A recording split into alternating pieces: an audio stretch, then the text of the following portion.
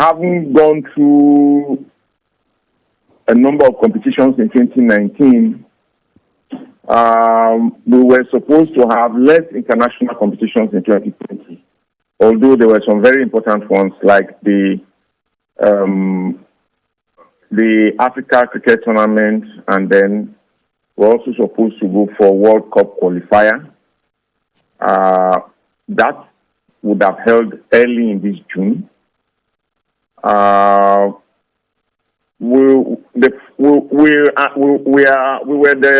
the defending under-19 champions, so we were not supposed to go for the Division 2 this year. It would have been next year. But what we were planning to do was to concentrate more on our grassroots program. We decided it was about time to invest heavily on grassroots development, particularly with school cricket.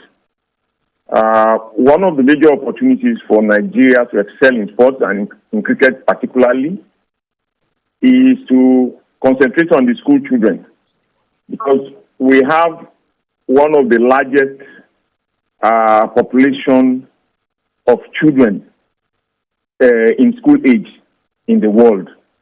And this is the building block we will need to work from. And we felt that we needed to expand the process that started from the colonial times, when a number of government institutions from the colonial period were introduced to cricket and were playing cricket. Now, what we want is to take this process to as many schools, if not all the schools in the country. And this was a massive project, and we already made the arrangements. We needed some equipment from India to kickstart the program, but with the COVID-19 lockdown, factories were closed in India, and that stalled the program. But we're still anticipating that even if we got 3 months at the end we're able to save 3 months at the end of the year, we will start that program, because it's important for the future of the game. At the moment, I will tell you that we've done some work on school mapping. And this meant that on a state-by-state basis, the state-owned schools and the federal government-owned schools will be mapping them out with the help of officials from the Federal Ministry of Education and also from state ministries of education. So we'll be working together to map out the schools.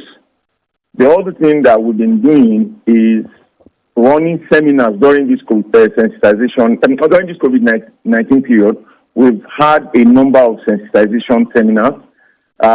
It started as a national seminar, then we've gone through 3 states now, South-South, 3 zones now, South-South. Yesterday, we held seminars with representatives of the Southwest and North Central zones. And I believe by next weekend, we'll be working with the Northwest and the Southeast. And these seminars are supposed to get everyone involved to understand the process, how the process is going to work. In addition to that, the key issue is to have equipment that is easy for the school children to use, and cost-effective and safe as well. And we are collaborating with a company in India to produce cost-effective equipment. It's hybrid plastic. It's a little bit tougher than the usual plastic, so that it's more durable. And we are waiting for the first set of shipment, which will about 1,000 sets. A set contains a number of bats and balls and wickets that you can use. We already tested it, and the children love this equipment. And we feel that this is the best way to get the children, to attract the children to the game. The other area we are working on is on financing the project.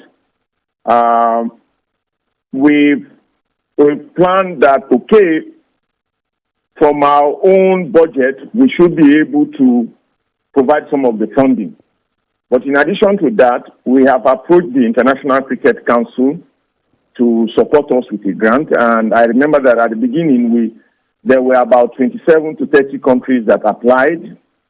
Nigeria was one of the 7 that were shortlisted for the final interview before the COVID-19 started. I would say that we're still hopeful that we will succeed with the interview, and a little bit more funds from International Council to support this program will make it easier for us. Because one of the key problems of school sports in Nigeria is the funding. We're not saying that the cricket body alone should take total responsibility for the funding. Sports should be run by partnership, which will be financed by partnerships between government, between the sporting bodies, between the private sector, and also individuals. And then again, we need the schools as well to key in. Because if the process works, it's a win-win situation for everybody. Because, for instance, when you have a child that dedicates his time, extra time to sports, that child is a child that is away from likely to be away from antisocial activities. You are also influencing the physical and the mental development of the child. So this is good for the society. Yeah. Good for the society, for the children to be engaged in sports. We love it. And I believe this is one area that we have been missing for a while. I agree with you, President, because when we were doing so well with cricket, it's because of the programs we took to the school. So well done. We will monitor the progress of everything you've talked about as regards grassroots cricket development. Right after the Under-19 Cricket World Cup, your federation told us that you sealed some strategic partnerships with good cricket-playing countries such as England, Pakistan, and even India. What progress have we made with those partnerships? I can tell you that even during this COVID-19, a lot has been going on, in the background. For instance, now, as a result of these partnerships, we are for the first time going to have a properly contracted foreign coach. A lot went on for a while in the background, and we believe that by the time the restrictions and lockdown is eased and people can travel, the coach will come for unveiling. I can tell you that this gentleman is a world-class person in terms of his cricketing pedigree. He was a World Cup winner and played for many years for Sri Lanka. So that's something that has come out of that partnership. I can also tell you that Australia Cricket has sent us some equipment,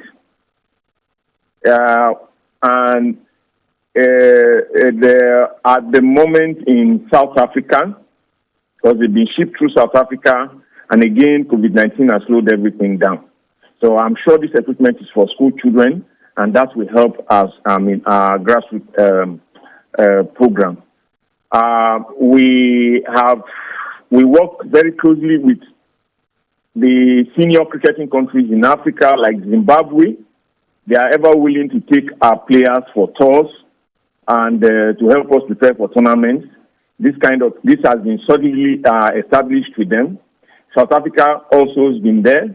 They were very much there for us in the last World Cup because it was a new terrain for us, and they were the host, and they did all they could to help us get into the right shape for the tournament. And we are grateful to these countries, for the support they've been giving us so far. The International Cricket Council sees the opportunity for the game to grow in Nigeria because they appreciate the direction that the Federation has taken in the last few years. And again, they've been encouraging us, trying to support us in every one of the projects that we we've planned over this, ever since we came in on board. Okay, all right, Prof. I mean, last year was a good one for cricket. Apart from the under-19 and all that, we also had the female senior team participated at the African qualifiers for the first time. How are you going to build on that going forward after COVID? We have very important plans for the female cricket. And we are on the verge also of employing for the first time a female cricket services manager for the Federation, who will oversee female cricket specifically. The other thing we have planned is that 50% of the resources for grassroots development will go to the girls, because we feel that this is an area that we can work on. So 50% of the investment in grassroots development will be for females. And again, we have the female competitions, that are going to continue regularly, interstate female competitions, that we see that those crop of players that are playing at the moment are competing regularly, and we're getting the best out of them. But what I can tell you is that whatever we put into the male cricket, we are also equally putting into the female cricket as well, because we are behind in this area. We didn't start female cricket development early in Nigeria.